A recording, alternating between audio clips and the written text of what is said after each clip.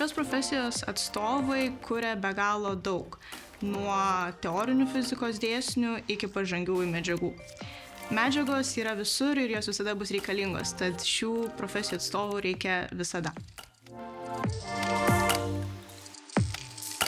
Manau, mano studijų programa yra ypatinga, nes yra be galo įvairiapusiška.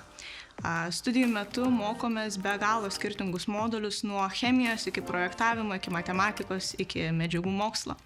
Taip pat svarbu paminėti, kad ši studijų programa yra 2 bakalaurų. Taigi, baigę šias studijas gaunate ir fizinių, ir technologinių mokslų bakalaurus. Studijų metu iš tikrųjų yra labai daug praktikos. Fizikos mokslus, technologinius, tiksliuosius mokslus visada yra lengviausiai suprasti per laboratorinius darbus, kurių studijų metu yra tikrai daug. Laboratoriniai darbai padeda pritaikyti teorinės žinias praktikoje.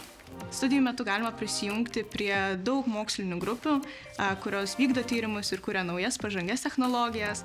Taip pat svarbu paminėti, kad yra daug iššūkių grįstų modulių, kurie padeda studentams tobulėti, aiškintis, klausinėti ir kurti inovacijas. Ši studijų programa jungia įvairias sritis ir jas detaliai išnagrinėja. Dėl šios priežasties dirbti galima eiti iš karto įvairiose įmonėse, pozicijose ir net mokslinėse institucijose.